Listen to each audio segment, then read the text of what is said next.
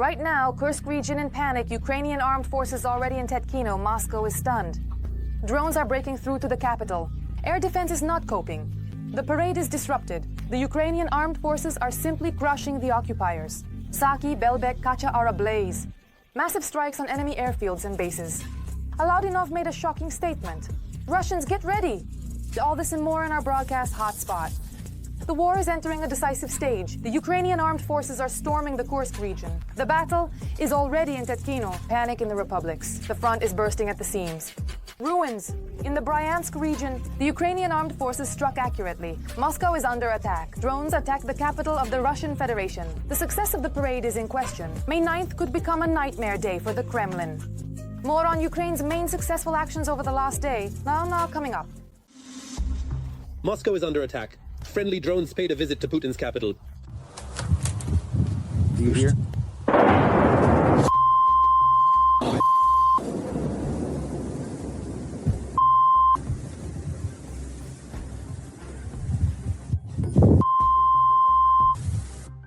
Moscow Mayor Sobyanin stated that the Russian air defense allegedly repelled the attack of 4 drones. Nighttime bangs were also heard in the Moscow region. Something is buzzing over there. Subtitles by Dima Torzan. There it flew somewhere over there. I can't see it. Due to the drone raid, Rosaviatsia announced the carpet plan at Moscow's Vnukovo airport. That is, the airport was neither receiving nor sending flights. Domodedovo airport was also not operational. I do not rule out the possibility that this behavior by the Russian authorities is a staging of events on the eve of May 9th with the aim of accusing the Ukrainian side of being uncooperative and accordingly violating the so-called unilateral peace agreements announced by the Russian Federation. It also hit the Bryansk region. As a result of the attack, a massive fire broke out at the Strela plant in the village of Suzemka. That's the plant that's burning. Amazing, of course. According to some reports, the plant was put out of operation after the strike. This enterprise is a key part of the Russian military-industrial complex. According to reports from the Russian side itself, this enterprise produces electronics for the Russian defense industry and collaborates with the Rostec Corporation. According to Russian reports, the plant was allegedly attacked using Gradikich multiple rocket launcher systems. The enterprise itself is located in the Suzemka district of the Bryansk region. However, according to other sources, the strike on the enterprise was carried out using unmanned aerial vehicles. And while the Russians are calculating their losses, the Czech Republic continues to support Ukraine. As part of the cooperation, Kiev may receive 1 billion units of artillery ammunition.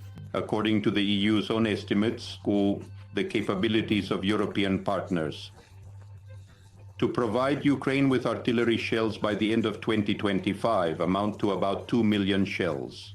This significantly enhances the combat capability of Ukraine's defense forces and reduces the fire damage ratio, which until recently was in favor of the Russian side.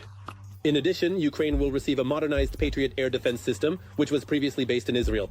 Negotiations are also underway with allies about the possible transfer of another installation from Germany or Greece, according to the New York Times, citing American officials. The chances of obtaining it are quite high. It should be noted that there are currently 8 Patriot systems in Ukraine, but 2 of them are under repair. The Patriot is the only anti-aircraft missile system capable of countering aeroballistic targets. There is also the European equivalent SAM-PET, but they are limited in number. Therefore, acquiring 2 Patriots is a very significant enhancement to Ukraine's air and missile defense system. Additionally, the first photos of the Magura V-7C drone have appeared online, which Ukrainian forces used to destroy 2 Russian Su-30 fighters. The technical specifications of the Magura V-7, its length is about 8 meters, while the length of the Magura V-5 is 5.5 meters. The Magura V-7 has a modified nose shape. This feature implies improved seaworthiness. The Magura V-7C drone is equipped with air-to-air missiles with infrared guidance. These are IAM-9 missiles. It should be noted that the choice of these particular missiles is not accidental. They are the most widely used. The elimination of the Russian Su-30 was the first ever destruction of a combat aircraft by a sea drone. Urgent! The Kremlin is preparing a bloody spectacle for May 9th. According to insiders, Putin's special services have already received orders to stage a series of terrorist attacks in Russian regions and then blame it all on Ukraine. Provocation as a tool of the regime, a classic from the FSB. Here's what is known. Watch right now. Read more sensational events on the Times of Ukraine Telegram channel. Only fresh news and verified information. Link in the description below the video.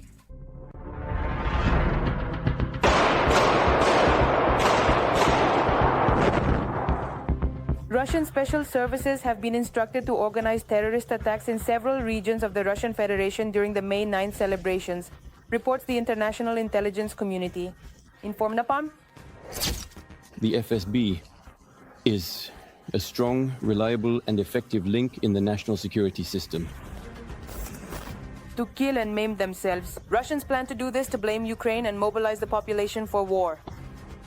This is a well-known scheme. It was also used by the Soviet Union many times. Let's recall the story of the execution of Polish officers during World War II. This was also presented as a false flag operation. Preliminarily, at a high level within the structure of Russian security agencies, instructions were distributed to organize terrorist attacks in several regions of the Russian Federation. Among them, cities like Khabarovsk and Ulan-Ude are being considered. Why Khabarovsk? It's very simple. Because in Khabarovsk, there are still quite a few people who remember the arrest of the elected Governor Sergei Furgal. And consequently, anti-Moscow sentiments in Khabarovsk are very, very strong.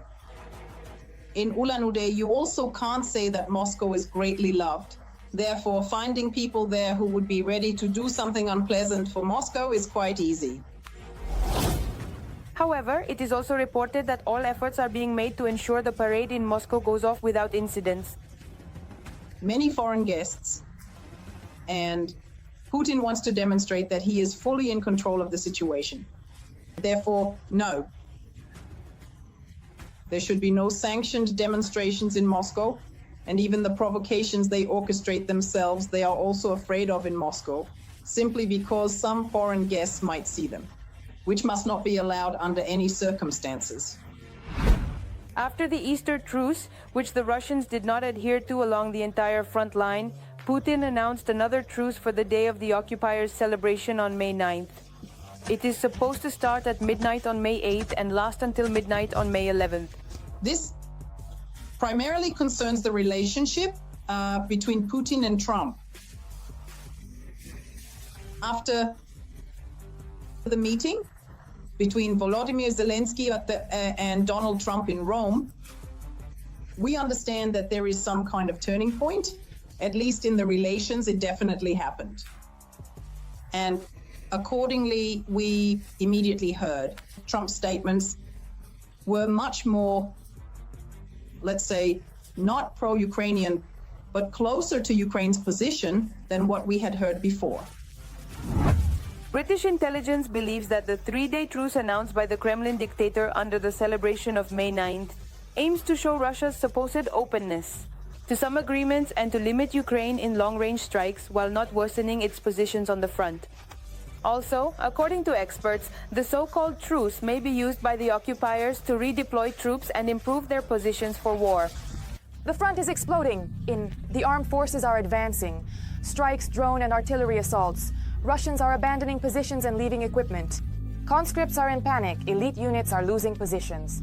Details of the offensive, new maps and videos from the front line. You will be shocked. Ukrainian aviation continues to operate actively along the entire front line, delivering precise strikes on enemy fortifications and positions. One of the latest examples is the successful operation of a MiG-29, which destroyed a bunker and a firing point of the occupiers in the Tetkino area. Particular attention should be paid to the development of the enemy's engineering infrastructure. In just a few weeks, a full-fledged fortified area has emerged in Tetkino. However, it runs right through a residential street and is literally laid under residential houses.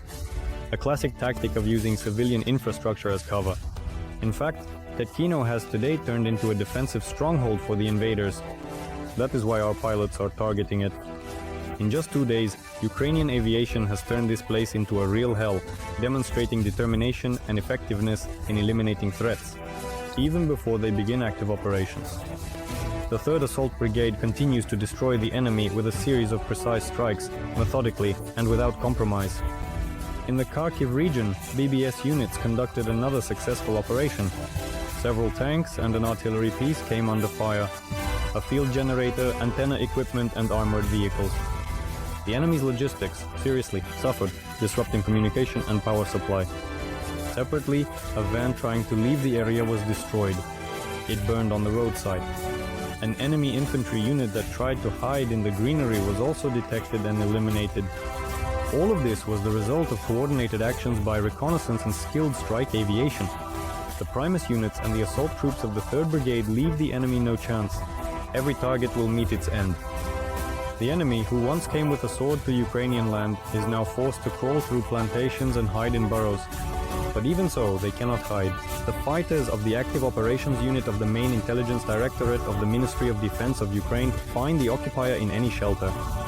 Over the past week, thanks to the coordinated efforts of military intelligence, including the elite unit Artan, a significant amount of enemy resources have been destroyed or disabled. Namely, 36 vehicles, 2 armored vehicles, 6 mortars, 26 artillery systems, 11 drones both strike and reconnaissance, 5 communication antennas for UAVs, 12 communication systems, 1 air defense system, 3 electronic warfare sets, and over 200 engineering and fortification structures. This is not just statistics, it is the result of precise and relentless hunting that continues day and night. Ukrainian intelligence acts quickly, decisively and relentlessly. While the enemy is looking for a place to hide, the drone is already waiting for them. As for the situation on the front as of May 6, 2025 then, Russia continues intensive attempts to break through along the entire front line, despite significant losses. Since the beginning of the day, 79 combat engagements have been recorded. The most tense remain the Pokrovsky direction and the south of the Donetsk region, where the enemy is operating with the forces of 2 armies at once. In other directions, the situation is as follows. In the Kharkiv direction, 2 attacks were repelled and 3 more battles are ongoing. In the Kupiansk direction, 2 enemy assaults were stopped. In the Lyman area, there were 8 attacks and 2 battles are still ongoing at the moment. Siversk remained without active combat actions. In the Kramatorsk direction, 2 attacks and 1 battle were repelled. 1 more is still ongoing. In the Toretsk direction, there were 2 assaults and 1 assault is still continuing. The Pokrovsky direction is the hottest, with 36 attacks observed, 27 of which were repelled. There is also active use of aerial bombs, and the enemy is attempting to break through. In the Novopavlovsk direction, 11 attacks were thwarted and 3 attacks are in progress. There is also information that enemy aviation is operating there. In the Huliaipol direction, 2 attacks were repelled and enemy aviation activity is also recorded. In the Orikiv direction, 4 assaults were repelled and there are also enemy airstrikes. In the Pisky direction, 3 assaults were repelled and the enemy conducted 182 shellings and 4 airstrikes. Special emphasis on the south of the Donetsk region. The Russians are assaulting the section south of the highway, H15, Donetsk-Kurakove-Zaporizhzhia, which is located between the Vorona and Mokry Yali rivers from Novoselki to Fedorivka. Despite the limited length of the section, which is up to 30 km, it is being attacked by the main forces of the 5th and 36th Combined Arms Armies of the Russian Federation, indicating a high priority of this direction for the enemy command. That's all for today. Watch other news tomorrow. Every voice matters. Join our community, support independent journalism and help us bring you the truth from Ukraine. Become a member of Ukraine today. Join us now. Urgent. While the Kremlin hypocritically talks about reconciliation, Ukraine is waiting for 3 million shells, and Trump has finished the game. Russia wants all of Ukraine. We'll have to forget. The US president threatens with tough sanctions, and a meeting with Putin could be very soon. Meanwhile, the Russian dictator gave a new interview. And again, not a word about peace. But for the first time, Putin spoke about a future without himself. The Kremlin is shaking. Who is preparing for the battle for power? Stay tuned. Ukraine does not want war, but at the same time, must be strong. This was stated by the President of Ukraine, Volodymyr Zelensky, at a press conference in the Czech Republic. We believe that without increasing pressure, Russia will not take real practical steps to end the war. In a new interview with propagandist Pavel Zarubin, Russian dictator Vladimir Putin effectively confirmed that Russia maintains its original goals in its war in Ukraine, which are tantamount to capitulation despite negotiations with the United States. In the conversation, Putin mentioned another thing that was not expected to be heard. He plans once again to use the mechanism of a successor. But in reality, I wouldn't really count on that. I think that, in fact, he is manipulating this topic again. Because it's hard to imagine that Putin is stepping away from power, handing it over to someone. Zelensky noted that another priority task is to force Russia to agree to a complete and unconditional ceasefire, as proposed by the United States. And in his opinion, Europe and the US can help with this by exerting pressure. Putin is only manipulating the topic of ending the war. That is, the Russian leadership has identified a certain weakness. In particular, this weakness lies in the fact that the new leadership of the United States, the new administration of the United States, has very clearly and frequently spoken about ending the war as soon as possible. And they started to manipulate. I mean, the Russians began to manipulate this topic. That is, they periodically throw out the idea of ending the war of the Trump administration. The Trump administration, however, grabs onto it. Thus, the Russians are stalling for time, aiming to prevent Ukraine from receiving any military aid from the United States under the guise of negotiations. Russia allegedly claims it wants a ceasefire.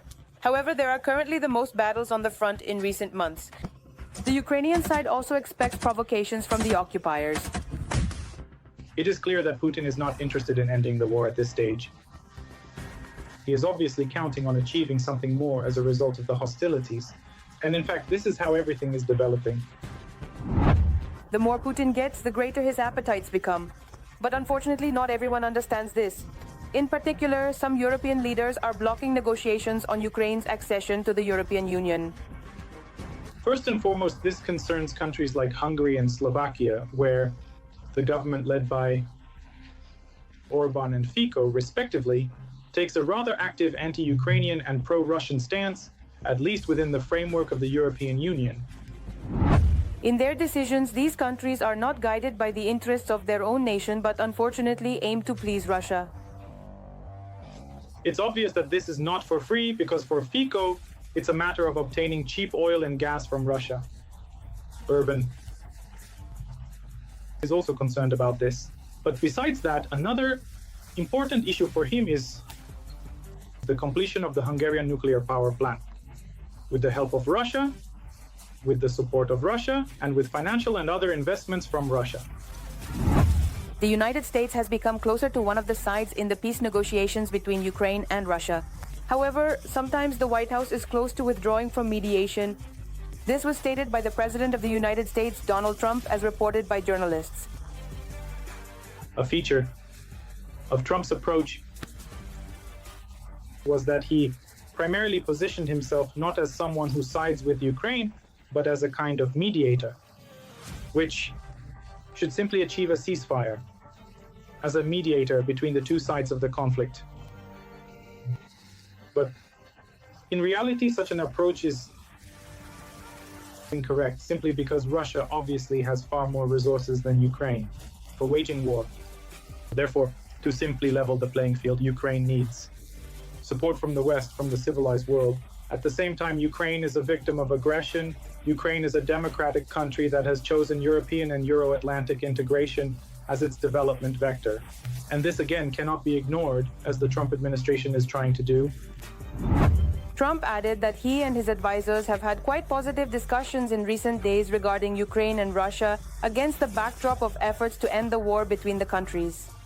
Nevertheless, Trump acknowledges that Russia is not satisfied with the Ukrainian territories it has already seized during the war. Moscow is striving for the complete capture of Ukraine. Everything is burning. Saki, Belbek, Kacha have been blown up. A drone-bombed military facilities. Even the secret space reconnaissance base is on fire. The Kremlin is in shock. What are the consequences of the strikes? Meanwhile, the Ukrainian armed forces continue to drive the Russians out of Ukrainian territories. There has never been such a mess. Urgent details right now. Explosions have occurred in Crimea. The peninsula was massively attacked by UAVs. Oh, that's really close. Oh, right now.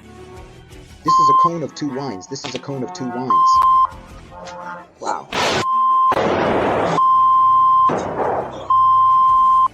Drones visited Sevastopol. Eyewitnesses claim that there were many explosions and that this is the largest attack on the city. Russian public pages report that the Kacha airfield was hit.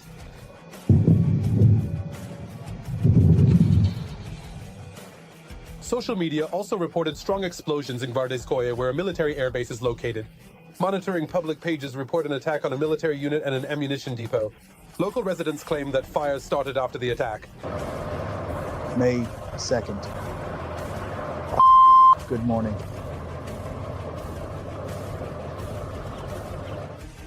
In turn, the Russian Ministry of Defense claims that their air defense allegedly shot down 121 drones overnight. These are the main bases of the Russian aerospace forces, which are used to carry out missile and bomb strikes on the positions of the armed forces of Ukraine, in both the Kherson and Zaporizhzhia regions.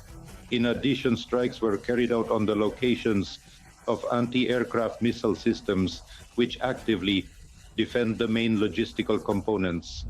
Meanwhile, the Russian dictator decided to show off his apartments in the Kremlin. So, this is the apartment, right? Yes, this is the apartment. As you can see, it's not far. Well, he deliberately showed the route for Ukrainian drones, although surely just to divert attention from his bunkers, which he will never show. Moreover, the illegitimate president of the aggressor country may have changed his goals in the war against Ukraine in the short term, focusing on strengthening positions in the captured territories and saving Russia's economy. This is indicated by new intelligence data from the US and other Western countries, writes CNN. Mistaken opinion.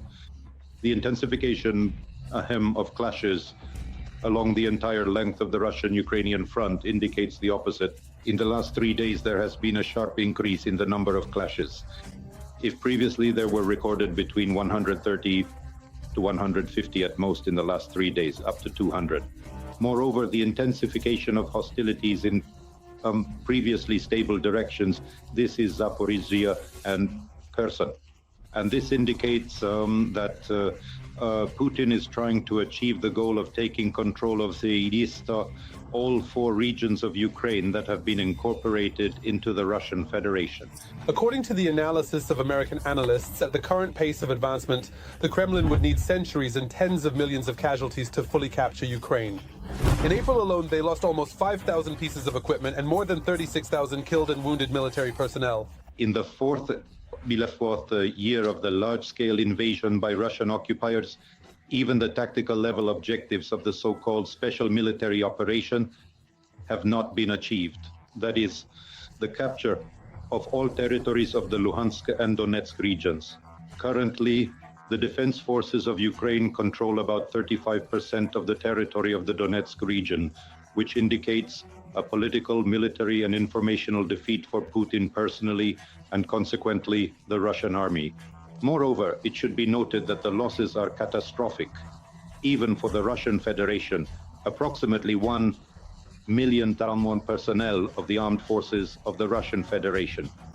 Meanwhile, Russia continues to reject proposals from the US and Europe to deploy Western peacekeeping forces in Ukraine, as well as calls for territorial concessions for the sake of lasting peace.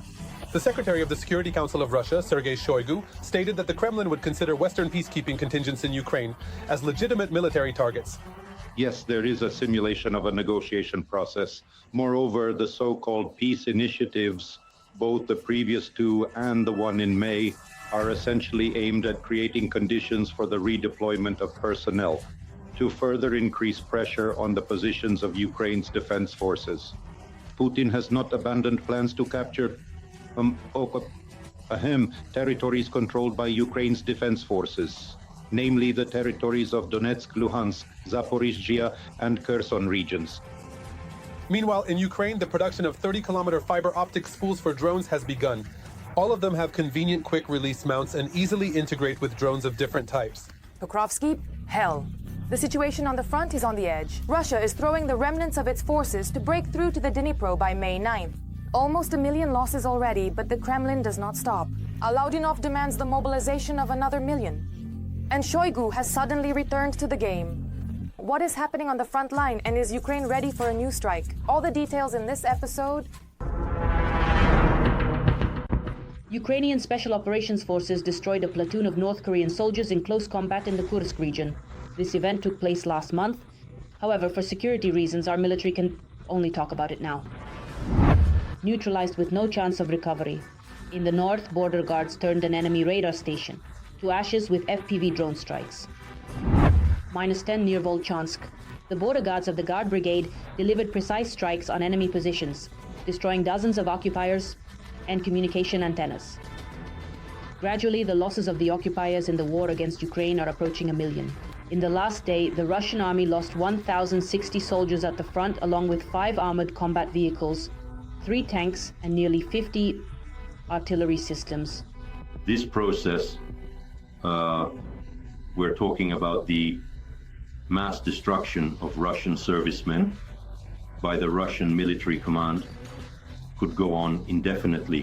They are using tactics from the Second World War, the so-called Zhukovshchina, that is using numerical superiority as the main component to achieve both tactical and strategic goals. But despite the fact that the Russians have already significantly mobilized for the war, there are not enough people at the front. Apti Laudinov, a well-known military failure, suggested to Putin to draft another 1 million people for slaughter. The European states, with their 2 boats, 3 motorcycles, and 2 bicycles, trying to threaten us, would immediately back down. But it seems that even the Kremlin dictator is no longer listening to this nonsense. Of course, if we had a resource of 1 million people behind us that we could deploy at any time, no one would dare to flaunt their bravado, so to speak. They would all be eager to do anything just to prevent us from reaching them with that 1 million. This is my opinion. But for me, the opinion of the Supreme Commander-in-Chief is paramount, because it is his decision. Despite colossal losses, the Russian army does not abandon the manic idea of reaching the borders of the Dnipropetrovsk region. The possibility of reaching the administrative borders of the Donetsk and Dnipropetrovsk regions was reported as early as January.